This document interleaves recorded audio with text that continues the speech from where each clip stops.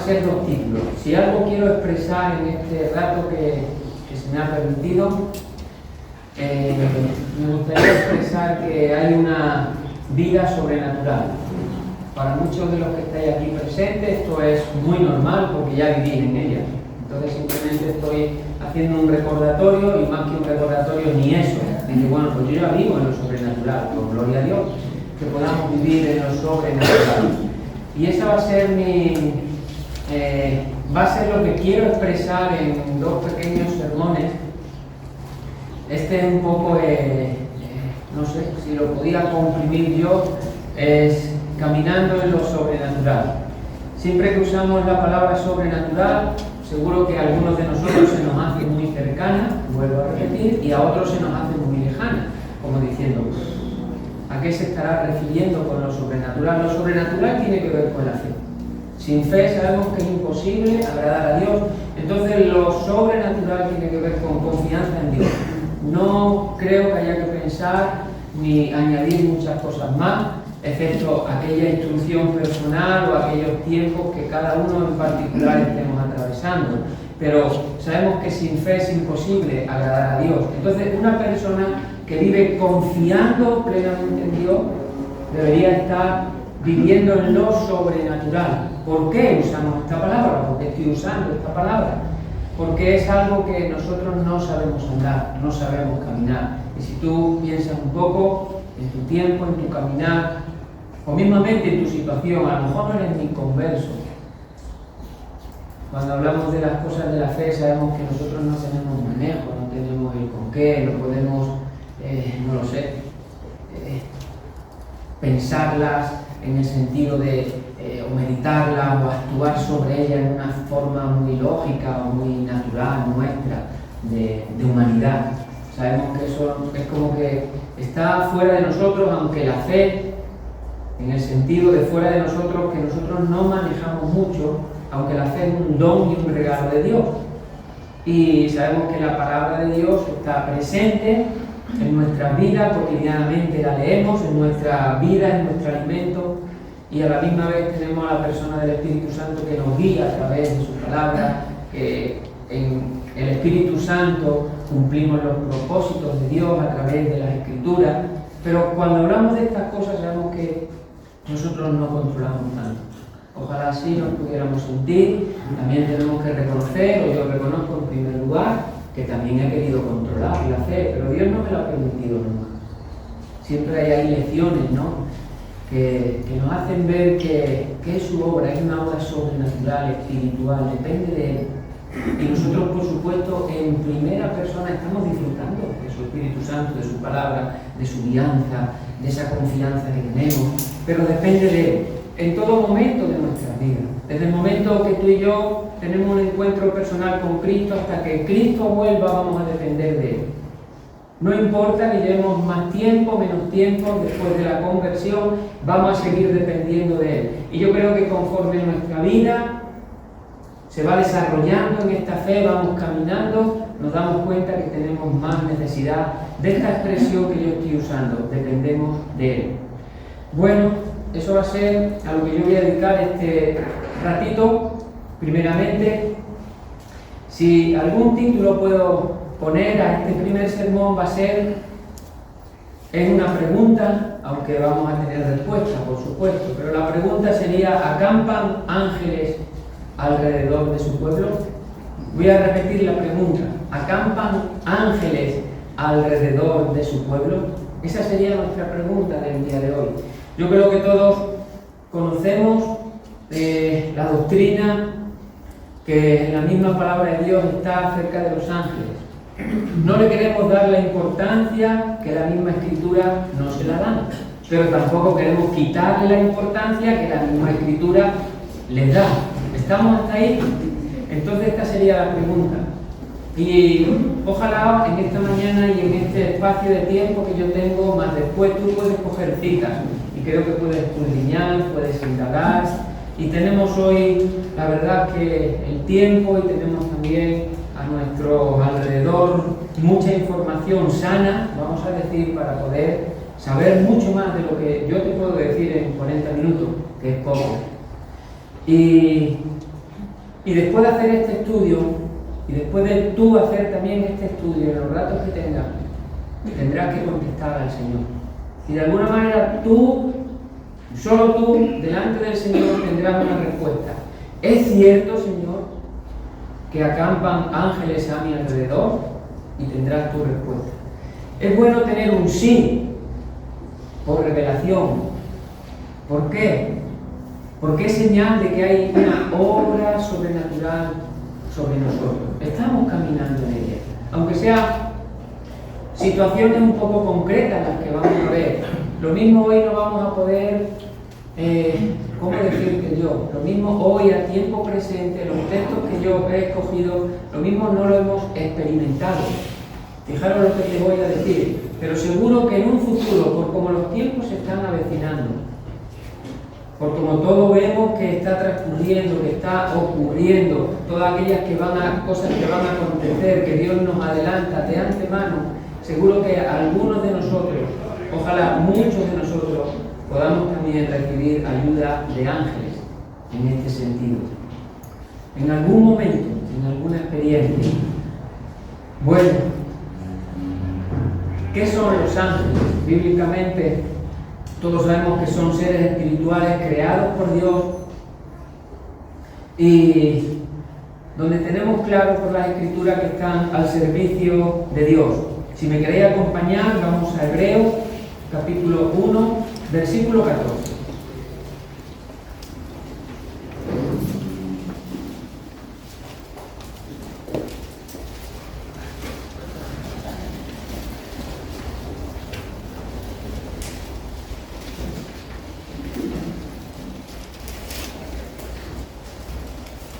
Dice, ¿no son todos los ángeles espíritus dedicados al servicio divino?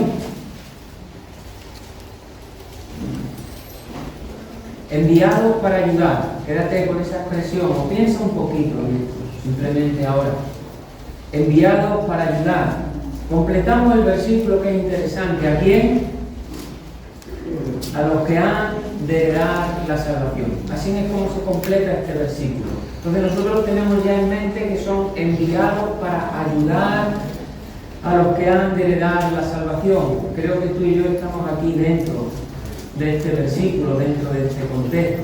Tendríamos que leer desde el versículo 1 al versículo 13 para ver un poquito mejor las diferencias importantes que Dios hace. No el tiempo ahora que nos ocupa, no tengo ese tiempo, pero hay una diferencia ahí que tú vas a ver que los ángeles están en hay una diferencia, son menor que Cristo, ¿vale? Ahí lo vas a ver claramente. Y también tendríamos textos para decir que han sido creados por Dios. Es importante para simplemente ahora observar esto. Son enviados para ayudar a los que han de heredar la salvación. En el Antiguo Testamento vas a ver también un poco lo que llaman cristofanía, teofanía. Se está hablando en el Antiguo Testamento en muchos pasajes, ¿no?, acerca de una manifestación del Dios verdadero en un cuerpo. Por ejemplo, Abraham, cuando le anunciaron el nacimiento de Isaac, dice que vinieron 3 varones. Lo que sí sabemos claramente por la Escritura que 2 de ellos eran ángeles y otro era el Señor. Eso lo podemos comprobar. Y así tendríamos muchas más cosas que ver o que aportar sobre el Antiguo Testamento. Y saber realmente que en el Antiguo Testamento ahí estuvieron presentes los ángeles llevando un mensaje como estos enviados o ayudando en ciertos momentos a ciertas personas en un momento de tener que fortalecerlo. Eso lo vemos ahí. O en este momento, en este caso que estamos recordando de anunciar un mensaje. Vamos a distinguirlo. Génesis capítulo 18 y el versículo 22, por no leer todo el contexto que bien conocemos. Ahí se está anunciando una vez más el nacimiento de Isaac. Es curioso porque el nacimiento de Isaac es anunciado por ángeles. Eso nos tiene que llamar mucho la atención. Dice el versículo 22 concretamente, y se apartaron de allí los varones. Ahora los está llamando varones. Y cuando tú lees todo el contexto, habla de 3 varones, que fue cuando Abraham preparó esa comida tan exquisita, como bien sabemos. Y se apartaron de allí los varones y fueron hacia Sodoma, pero Abraham estaba aún delante de Jehová. Entonces, de estos 3 varones que nos habla, que anunciaron el nacimiento de Isaac, 2 de ellos siguieron cumpliendo con aquel encargo que Dios le había encomendado, y en este versículo 22 vemos que se quedó uno de esos varones, y estamos distinguiendo que era quién, el mismo Señor anunciándole el nacimiento de su hijo Isaac. Ahora, si nos fuéramos al Nuevo Testamento y nosotros pensáramos en Jesucristo, el Hijo de Dios, tendríamos algunos pasajes también para poder ver esto, pero vamos a coger el pasaje de los pastores que todos nos acordamos. ¿Por quién fue anunciado el nacimiento del Hijo de Dios? Por ángeles. Los mismos ángeles estaban comunicando ese nacimiento a los pastores, y tenemos más textos para seguir viendo esto.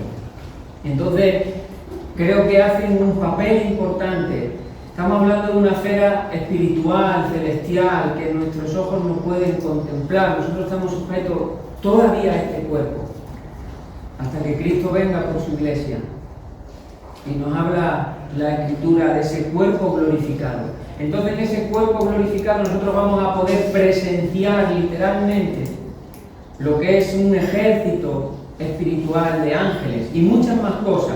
Para ello ya tendríamos que irnos al libro de Apocalipsis, y te darás cuenta que ahí hay millones y millones de redimidos, entre ellos ángeles, ancianos, adorando al Cordero. También tenemos textos para poder verlo. Entonces nosotros lo vamos a presenciar, lo vamos a ver claramente. Hoy no podemos presenciarlo en una manera correcta, clara, con nuestros ojos sujetos a este cuerpo, pero lo veremos claramente.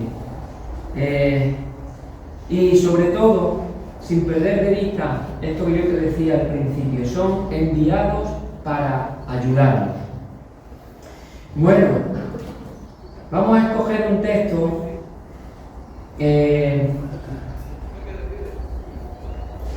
Mateo, el Evangelio de Mateo, capítulo 4. Creo que este texto se ha leído, algo ha dicho Melo acerca de él, el capítulo 4.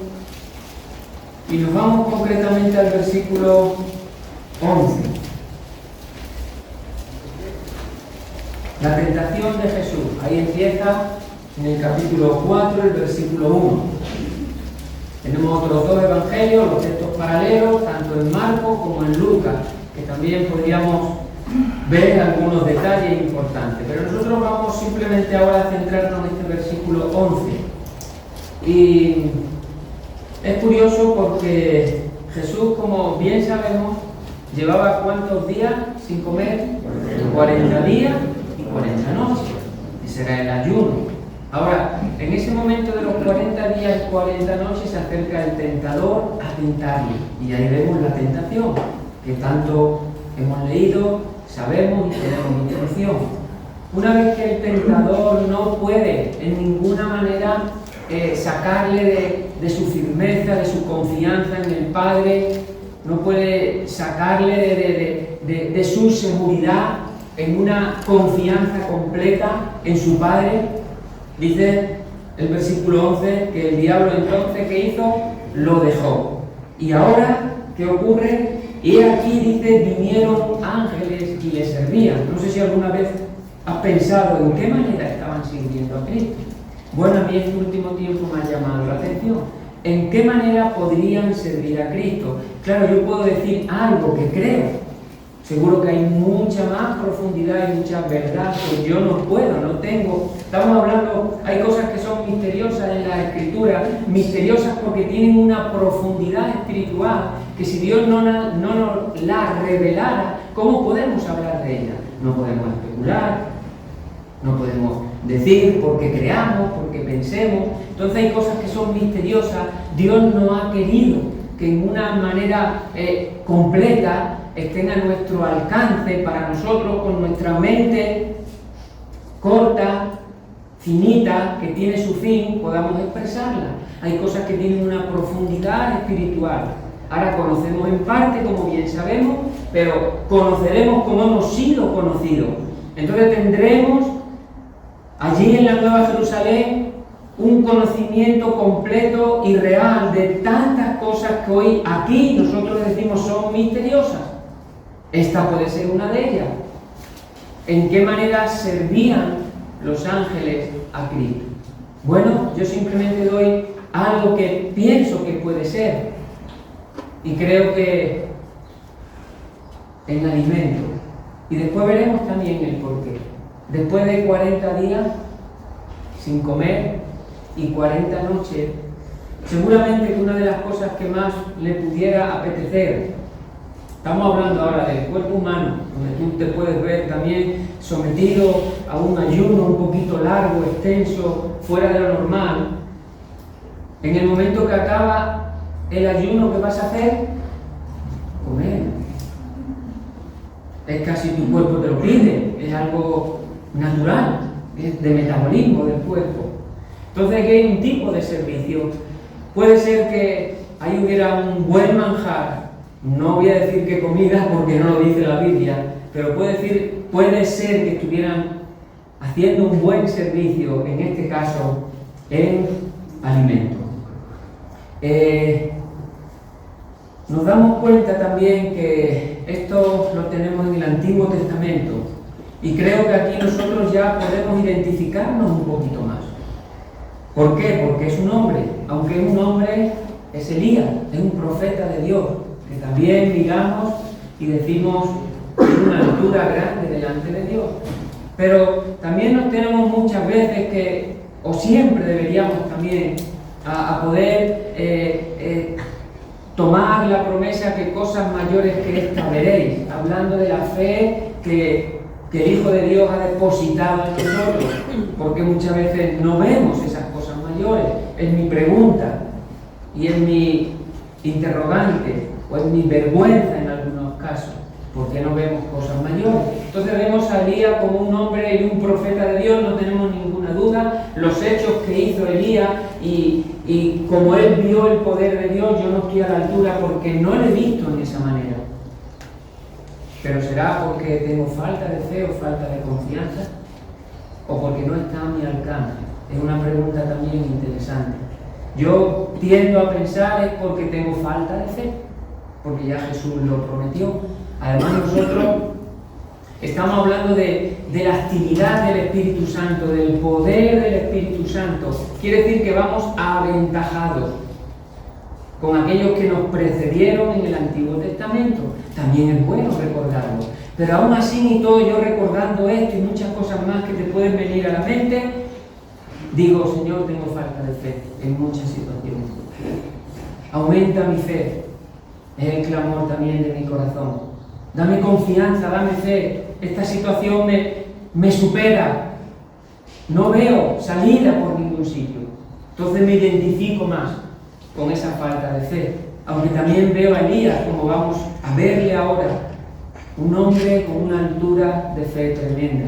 Pero vamos a ir a un momento de su vida también. Ahí le tuvieron que atender ángeles también. Si me acompañáis, nos vamos a Primera de Reyes, capítulo 19.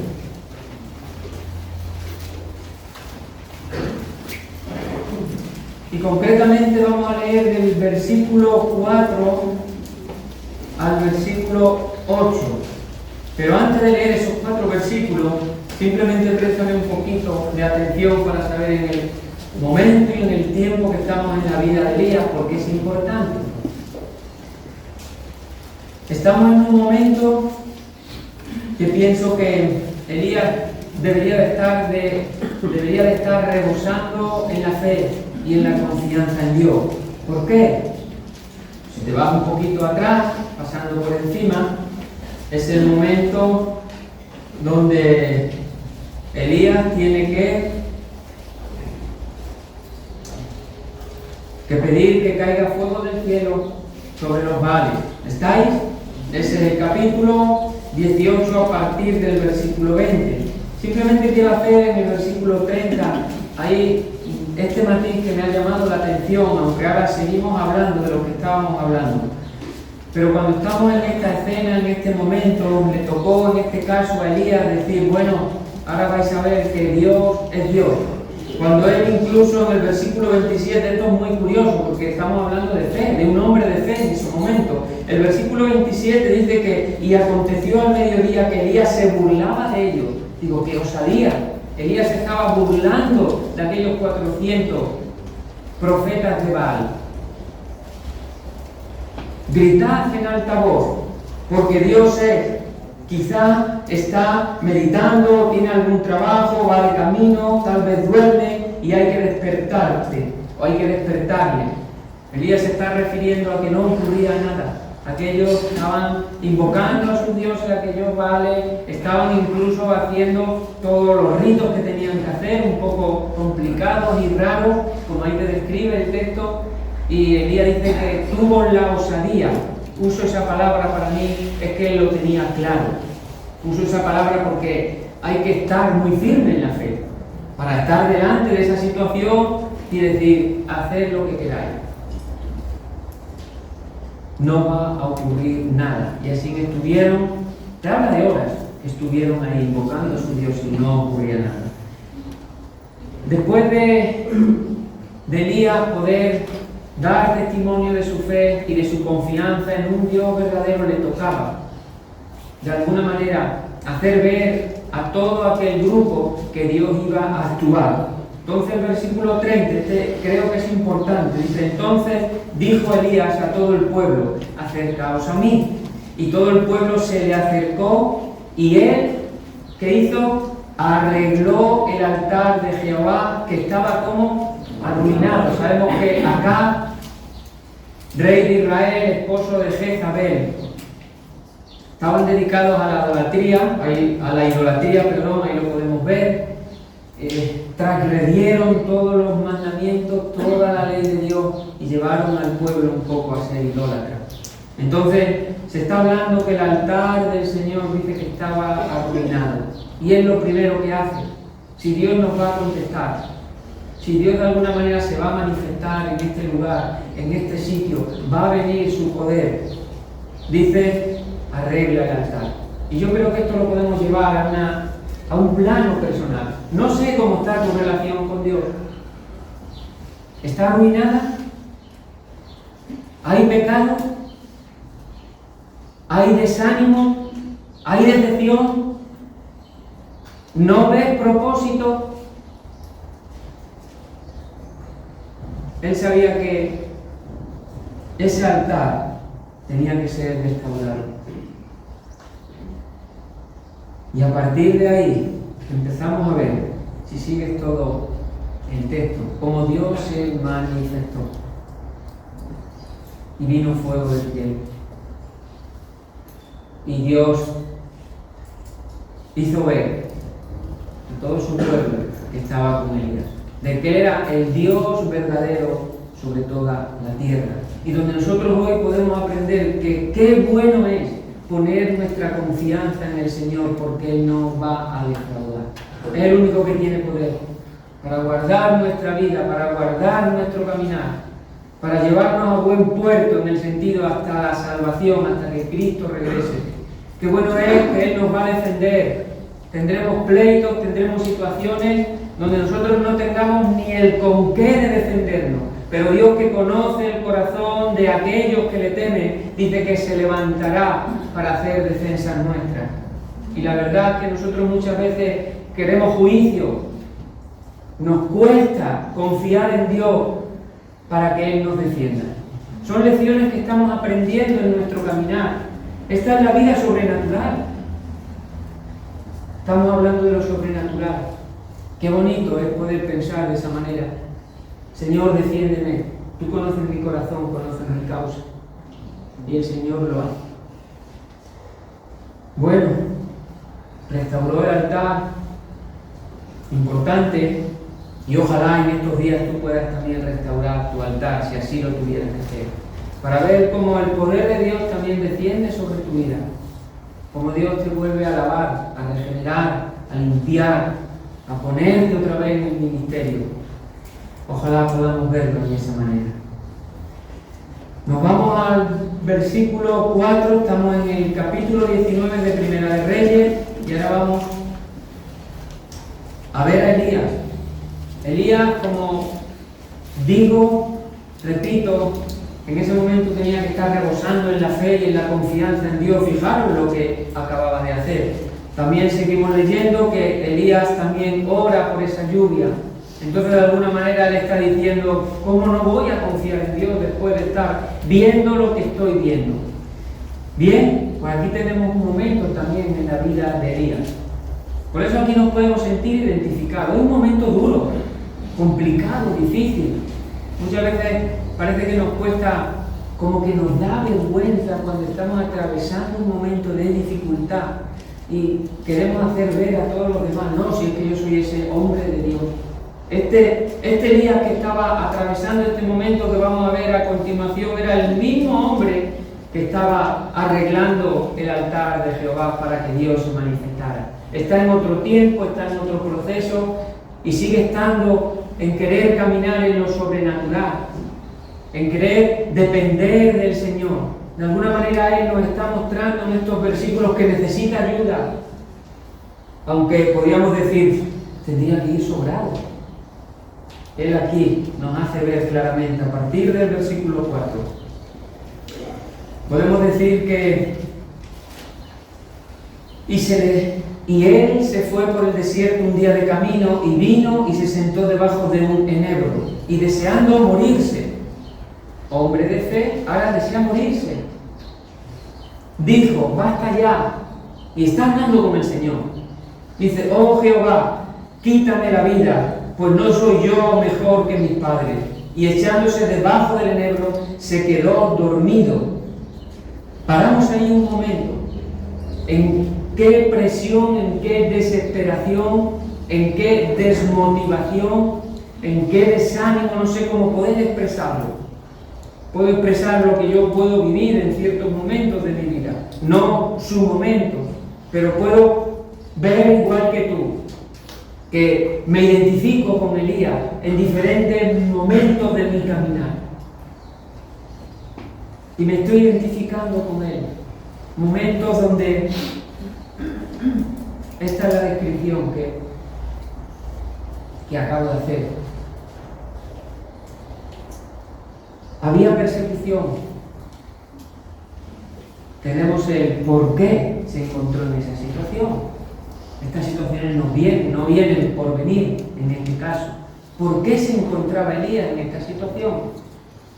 Porque había una orden de Acab y Jezabel, perseguido por todo Israel hasta darle muerte. Y si tú lees el contexto, hay muchos detalles. Un detalle que ahí leí rápido es que hasta su criado huyó él corriendo, se quedó atrás su criado. No era normal, el profeta y el criado, o el profeta y el ayudante, esos casi iban de la mano. En muchos textos de la Escritura podría ser el próximo que tomaba su relevo. Quiere decir que el profeta tenía siempre a un discípulo. Eso era lo normal, lo cotidiano. De este momento de tanta presión, de tanta dificultad, de temer por su vida, él tiene que salir huyendo y sale él solo. Y llega hasta este momento que acabamos de leer. El momento que él nos está describiendo, que las Escrituras nos están describiendo, de tal agotamiento, tal presión, dice que quedó dormido. Pero Dios estaba con él. Estamos hablando de la vida sobrenatural. Y Dios está con nosotros, en aquellos que han aceptado la sangre del Cordero. Dios está contigo, hermano. Aunque estés atravesando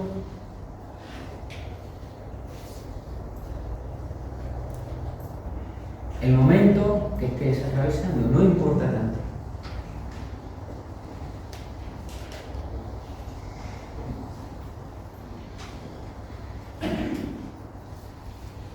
Versículo 5. Y echándose debajo del enebro, se quedó dormido. Y aquí luego un ángel le tocó y le dijo, levántate y come. Aquí vemos un momento de tanta desesperación, aparece un ángel.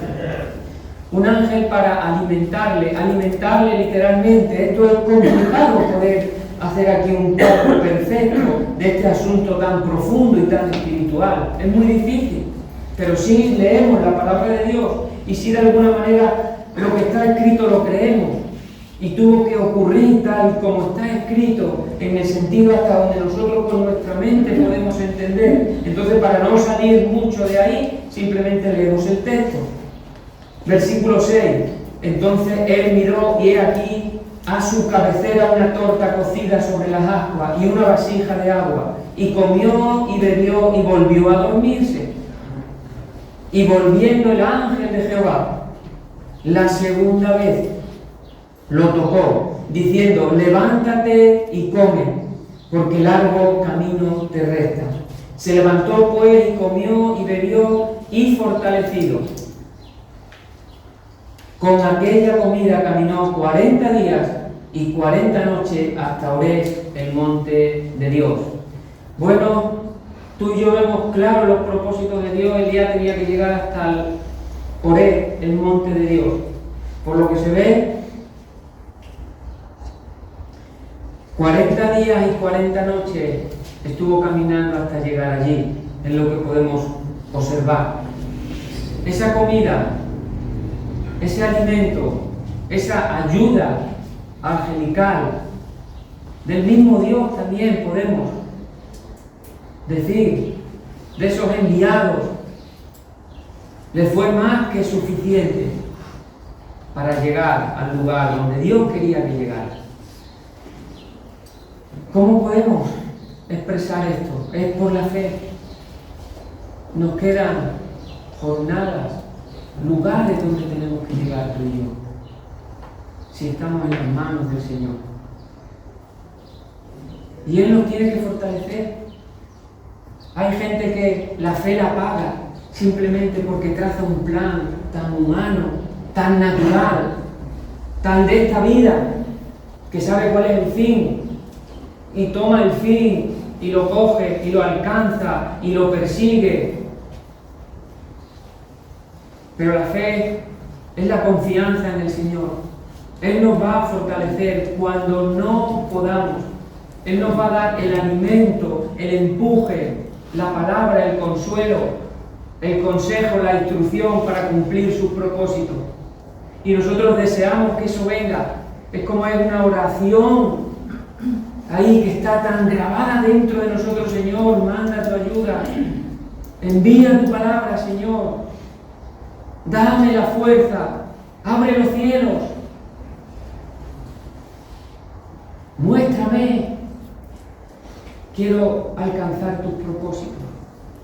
Esto es caminar en lo sobrenatural, dependemos de Él. Aún en nuestra debilidad, estamos viendo un hombre de fe y estamos viendo también un hombre débil, necesitado, con dependencia de Dios, y en un momento y una circunstancia de su vida que estaba dispuesto a, no sé, bueno, lo que estamos viendo, incluso a parar ángeles enviados para ayudarle con esa comida. Acompañadme a Lucas capítulo 22. Vamos al verso 43. El reloj corre rápido,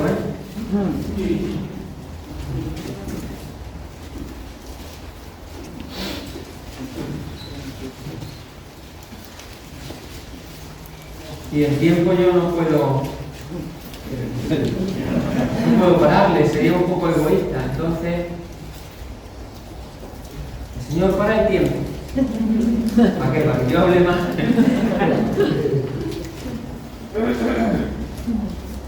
Bueno, Lucas capítulo 22, versículo 43.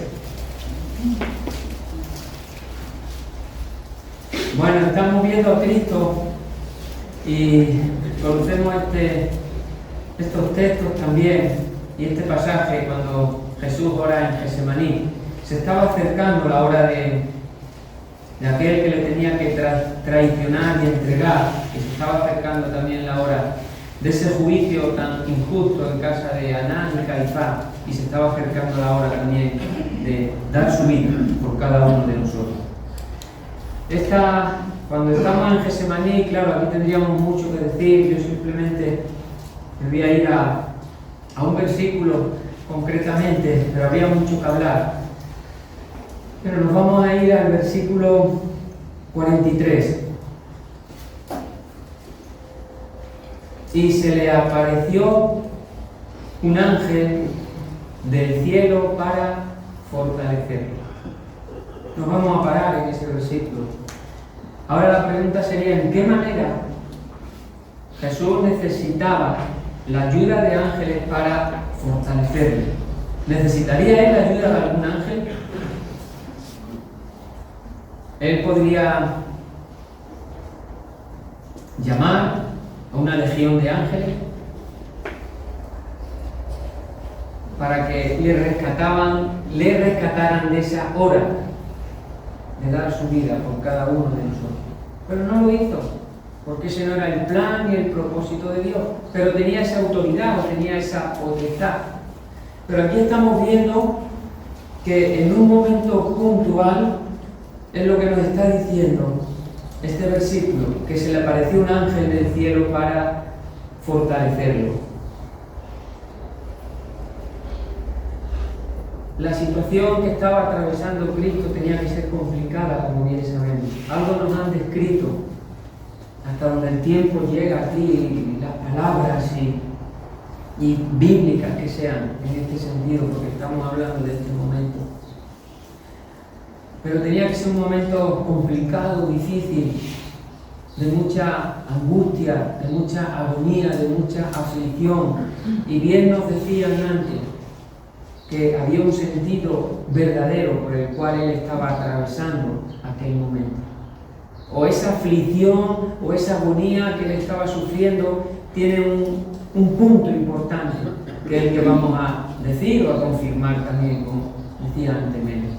Pero ahora simplemente estamos viendo estos ángeles que le estaban fortaleciendo. ¿En qué manera podían fortalecerle? Vuelvo a decir que no podemos tener una frase donde se pueda responder a esta pregunta que yo estoy haciendo o a esta realidad que él vivió. Podemos tener, creo que, alguna idea por la situación, por el momento que él vivía, y una idea muy liviana. Pero estoy hablando sobre todo, no por descubrir lo que yo no puedo descubrir, estoy hablando de que hay ángeles que son enviados en nuestra ayuda. Lo mismo, y vuelvo a repetir porque es importante, lo mismo hasta el día de hoy no hemos tenido esta experiencia, o no sé si alguien ha tenido esta experiencia, pero seguro que la vamos a necesitar por los tiempos que van a venir. Ahora, por ejemplo, tenemos esta típica guerra Ucrania-Rusia. Mucho pueblo de Dios habrá ucranianos, gente que conozcan al Señor. Yo no sé si puedes pensar un poco en esta manera. Muchos de ellos estarán, no lo sé, por los montes, por las ciudades, por los pueblos, corriendo, queriendo salir de esa situación. Su vida está en peligro. Pero son hijos de Dios. Míralo de esa manera. Lo mismo no tienen el supermercado, ni tienen la farmacia, ni tienen tantas cosas a nuestro alcance que hoy las tenemos y están para usarlas. ¿Podrían tener estas personas esta experiencia? Dios le podrá enviar un ángel a esas situaciones tan extremas para que los alimente. ¿Lo crees? No lo estamos viviendo, no lo hemos experimentado. Pero tú tienes que tener una convicción porque por lo que la Biblia enseña. Puede ser que lleguemos a esos momentos.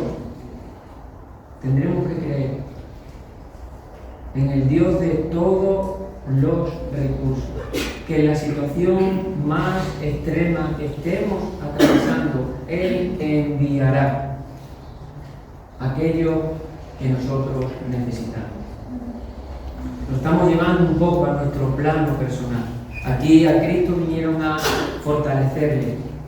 Por eso digo, tenía que ser una situación, él como hombre en este caso, voy a decir, Cristo Jesús como hombre enfrentando esta situación. ¿Qué situación era la que más le podía doler? Es la que iba a venir a continuación. 3 horas, las más dolorosas que las Escrituras nos permiten ver, en las cuales Jesús fue fortalecido, creo que en su humanidad, aunque él después también, la Biblia me hace ver que él siguió orando con tanta intensidad que dice que hasta caían gotas de sangre. Entonces le estamos dando a los ángeles el lugar que le da Dios, un tipo de fortaleza o de ayuda en ese momento de tanta presión que podemos estar sufriendo o que él sufrió en su propia carne por una razón, por estas 3 horas. Estas 3 horas, algunos dicen que es el silencio misterioso. Las 3 horas que van desde la hora sexta, que son las 12 de la mañana, hasta la hora novena, que son las 3 de la tarde, donde el sol está más radiante, vino oscuridad. 3 horas de silencio misteriosa. Si te das cuenta en esas 3 horas, aunque podríamos adelantarnos un poco, que desde las 9 de la mañana cuando él subió a la cruz, o lo crucificaron, o subió a la cruz porque el Padre quiso quebrantarlo, subió voluntariamente y lo sujetó a padecimiento, o le crucificaron los hermanos. No valen todas las expresiones, pero la que más nos conmueve es que el Padre quiso quebrantarlo y él no pasó esa copa de amargura. Hágase tu voluntad. Entonces desde las 9 de la mañana hasta las 3 de la tarde él está allí crucificado, y desde las 12 hasta las 3 él no abre su boca. ¿Cuándo abrió su boca? A la hora novena, que son las 3 de la tarde. Era la hora de la oración. ¿Por qué sabemos que era la hora de la oración? Porque Pedro y Juan, cuando tú te vas al libro de Hechos de los Apóstoles, vieron a aquel hombre cojo en la puerta de la hermosa y le dijeron: mira, ni plata ni oro tengo, pero lo que tengo te lo doy en el nombre de Jesucristo, levántate y anda. Iban a orar. Entonces en esa misma hora él cumple lo que la ley cumplía y dijo: este es el silencio misterioso. Dios mío, ¿por qué me has desamparado?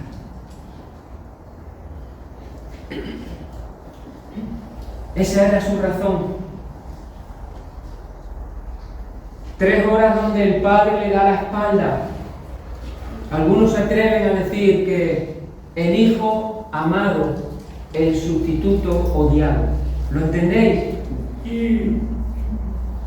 El Hijo amado, siempre fue el Hijo amado, pero el sustituto odiado, estamos hablando del Padre.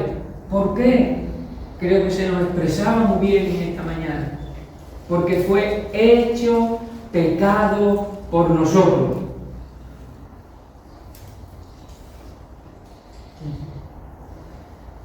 El Hijo de Dios, hecho pecado por nosotros.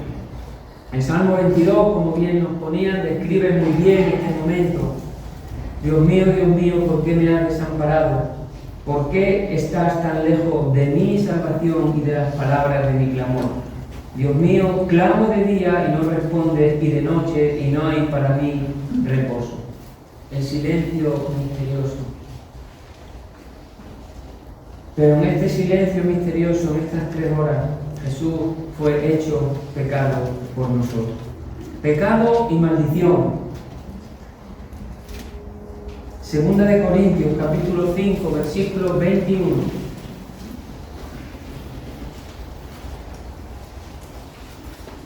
Al que no conoció pecado, por nosotros lo hizo pecado, para que nosotros fuésemos hechos justicia de Dios en él. Y Gálatas 3:13, anótalo si quieres, yo simplemente voy a dar lectura. Gálatas 3:13, Cristo nos redimió de la maldición de la ley, hecho por nosotros maldición, porque está escrito: maldito todo el que es colgado en un madero. Vamos a tomar ahora como referencia a David, y creo que con esto voy a concluir, que está también un poquito más cercano y más semejante a nosotros. David atravesó muchos momentos complicados, ¿sí? Pero vamos a apreciar en la Escritura, creo, que uno de los momentos de más dificultad que atravesó David. ¿Por qué creo? Por el Salmo que de alguna manera Él nos permitió poder ver ese momento registrado en un Salmo. A la misma vez, es curioso también poder ver que el momento de más dificultad creo que Él pasa, y a la misma vez el momento de más bendición. ¿Cómo podemos atar esto? ¿Lo crees así? Tú puedes estar atravesando el momento de más dificultad y delante del Padre sea el momento donde tú estás más bendecido. Créelo, porque vamos a atravesar por muchas circunstancias de este tipo. Dios está con nosotros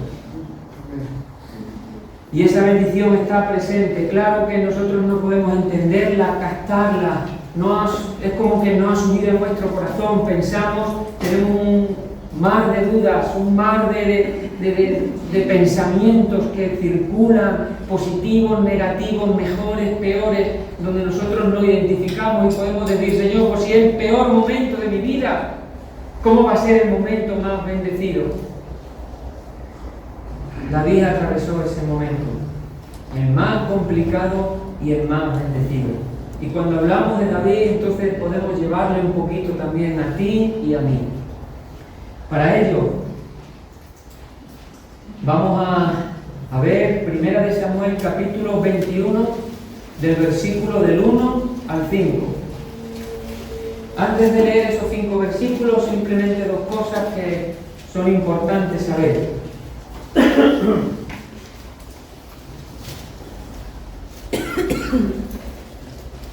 La primera, que es importante saber antes de leer estos 5 versículos, son muy importantes. Esta es una de ellas. Antes, estoy hablando de David, antes de ejercer como rey, ejercerlo, sentarse en el trono, tomar decisiones, tener a la gente allí sabiendo que era el rey, antes de ejercer como rey, delante de Dios, que era rey. Correcto, pastor. Pero quiero ir un poquito más allá. Gracias. Era rey. ¿Por qué sabemos que antes de ejercer como rey David era rey? Porque el Señor, ¿qué hizo? Lo escogió. ¿Y qué hizo después? Y lo ungió. Ya era rey. A los ojos de nadie. O de todo Israel no era nada. Era David. Aquel que venció a Goliat. Bueno, eso ya tiene una altura tremenda. O David, aquel pastorcillo, el más pequeño de aquella familia. O David, después de esas hazañas de Saúl mató a 1000 y David a sus 10.000. Bueno, vemos diferentes etapas de la vida de David. Pero no era rey delante de los ojos de nadie. Pero a los ojos del Señor era rey, porque Él lo escogió y Él lo ungió. Es bueno saber estas cosas. ¿Por qué es bueno saber estas cosas? ¿En qué manera Dios nos prepara? Podemos razonar, la lógica, la humanidad, lo secular lo razonamos mucho. Las justicias, las injusticias, nuestro día cotidiano lo razonamos mucho y es normal, lo vivimos, lo tenemos que razonar.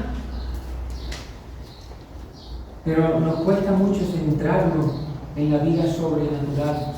Si Dios te ha llamado, te ha capacitado, si Dios te ha escogido, te ha ungido con el Espíritu Santo, ¿no tendrá propósitos y planes verdaderos para ti?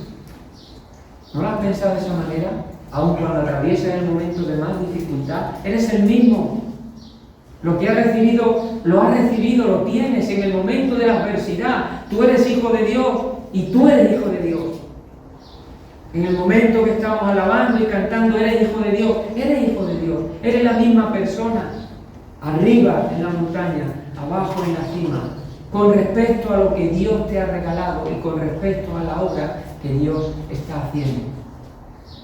Ahora nosotros cuando lo vivimos en primera persona no lo razonamos de esta manera tan espiritual, en el sentido de la fe, de poder verlo en esta manera o en esta amplitud. Pero esa es la realidad de David. David se tenía que sentar a ejercer el ministerio por el cual él había sido escogido y por el cual él había sido ungido, y él tenía que ser experimentado, tenía que experimentar aflicciones, sufrimientos, gozos, alegría, ver la manifestación de la poderosa obra o mano de Dios. Bueno, tenía que estar cubierto de tantas experiencias para un día sentarse y ejercer como rey. Dios nos prepara. ¿Para qué fin? De verdad que muchas veces parece que la fe, no lo sé, ha decaído tanto, se ha perdido tanto, que ya ni a nosotros mismos, como hijos de Dios, como escogidos de Dios, tenemos la capacidad, la fe, y no es nuestra la capacidad, es de la misma palabra, del mismo Espíritu Santo, para poder ver nuestra vida, que Dios la está preparando y que tiene muchos propósitos para con nosotros, para bien, en su voluntad. Primera de Samuel, capítulo 21, versos del 1 al 5. Este creo que es uno de los momentos más complicados de la vida de David y más bendecido. Vuelvo a repetir.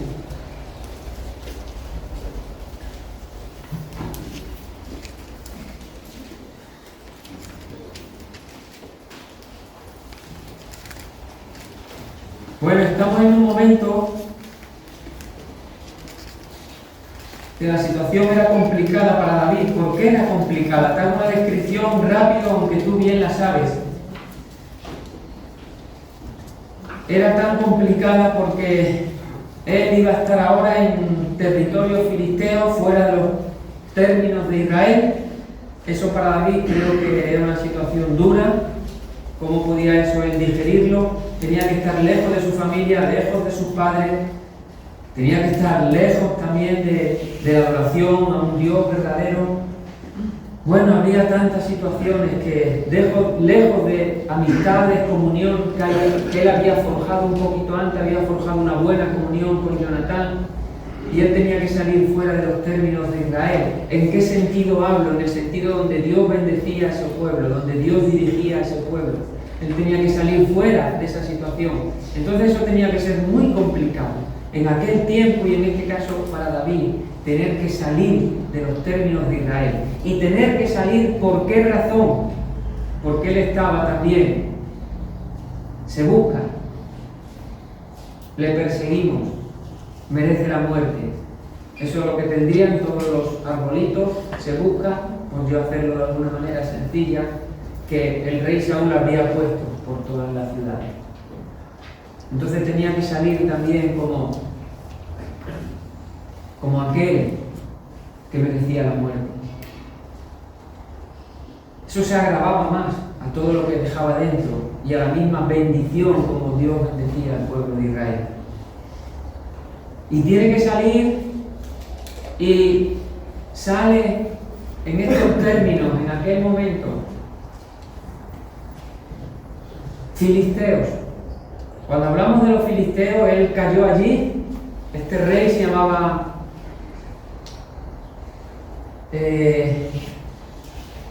bueno, ahora veremos el nombre para yo no confundirme. Cayó allí y allí le reconocieron. ¿Cómo, perdón? Aquis. Vale, lo tenía, pero no me atrevía. Aquis se llama. No, aquí. Aquis. ¿No? ¿En ese? Sí. Aquí no. Aquí. No digo aquí no, aquí yo. Vale. Aquis se llama. Entonces, este rey le reconocieron a algunos, y algunos dijeron, pero este no es aquel de lo que se cantaba, de que Saúl mató a 1000 y David a sus 10.000. Y ahí le reconocieron. Fijaros dónde había caído. No podía haber caído en otro sitio peor. Y aquí es lo que nos dicen estos versículos 5, estos primeros 5 versículos, 1 Samuel, capítulo 21, vino David a Nob, el sacerdote Abimelech, y se sorprendió Abimelech de su encuentro. Bueno, ahí nos está diciendo, creo que en el versículo, en el 22, ¿no? Capítulo 22, perdón, eso también estaría bien leerlo, el capítulo 21, que tan solo ahí hay algo que me llamó la atención, es que él cogió la espada con la cual mató a Goliat. Encima se presenta allí delante del rey Aquí, filisteo, que Goliat era de esa zona, y se presenta con la misma espada con la cual mataron a Goliat, y de ahí quedaron ellos cautivos, como bien sabéis. ¿Está ahí hasta aquí? Versículo 22. Yéndose luego David de allí, no, estoy. Estamos en 22. ¿Alguien que me ayude?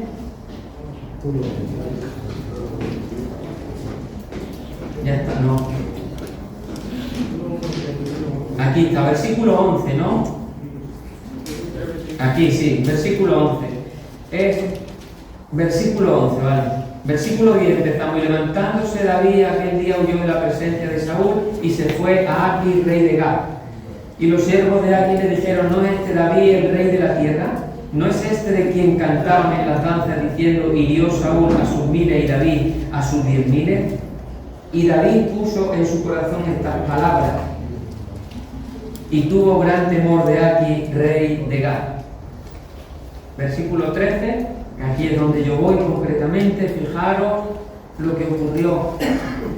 Mucha presión tenía que estar, sufriendo, mucho temor, mucho miedo, temor en el sentido miedo, pensando que su vida la perdía en ese momento, por donde estaba concretamente. Dice, y cambió su manera de comportarse.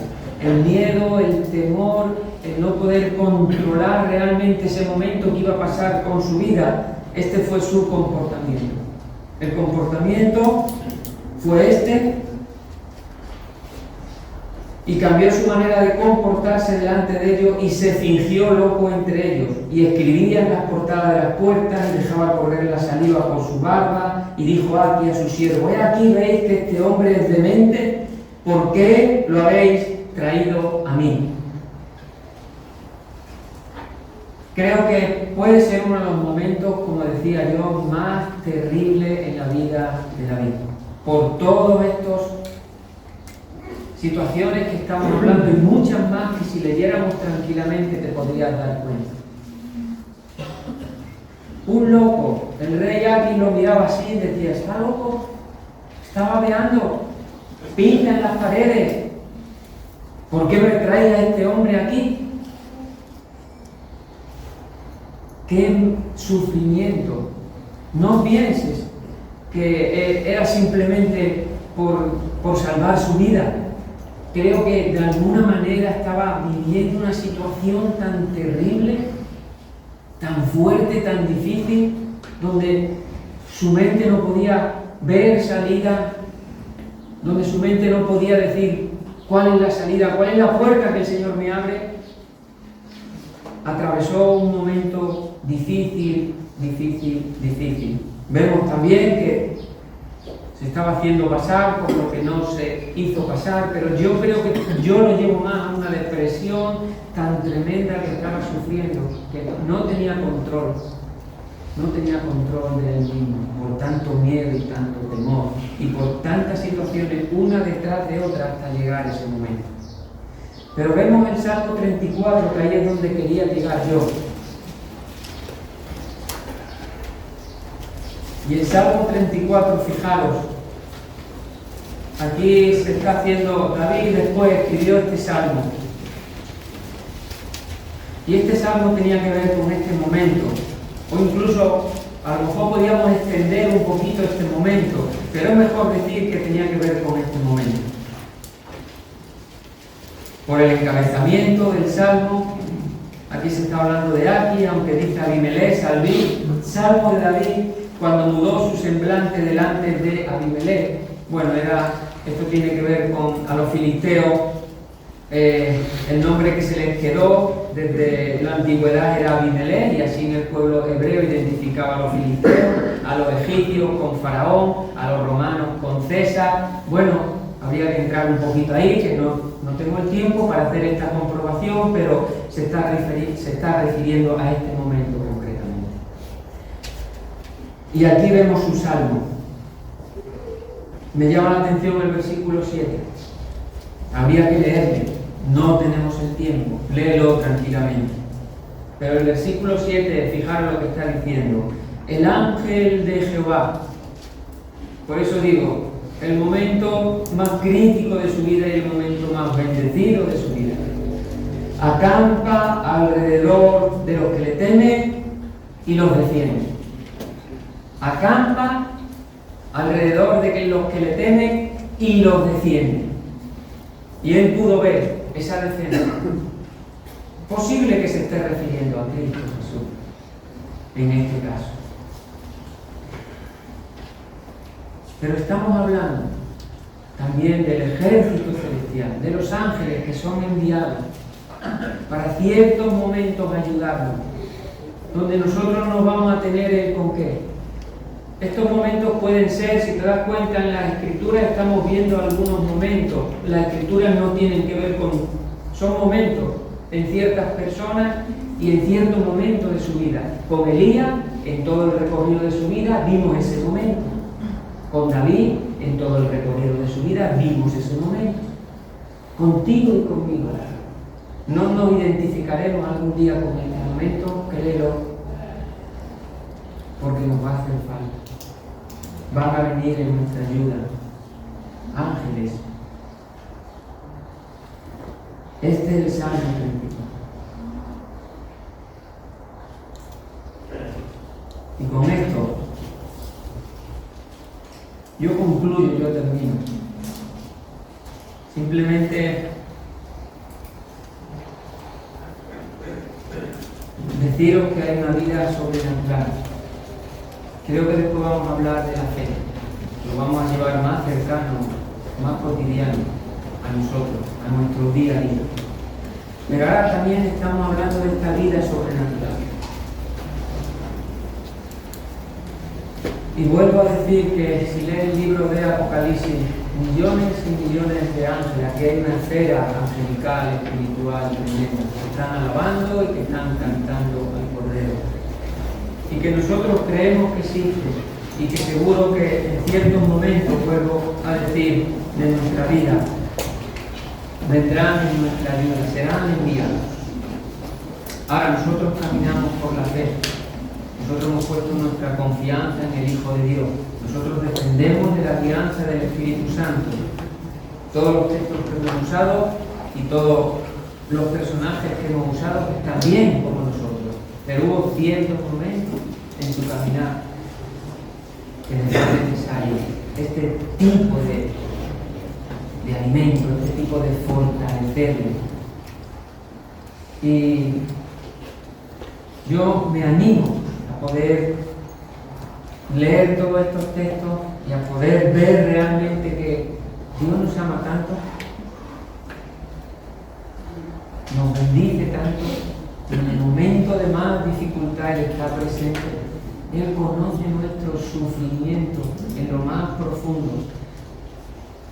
Mira bien que David en su sufrimiento más profundo también ahí vemos que salió un poquito de hacerse pasar por quien no tenía que pasarse. Hay veces también que en ese sufrimiento ocurren cosas que no son del agrado de Dios. Puede ser que te hayan ocurrido, puede ser que te estén ocurriendo.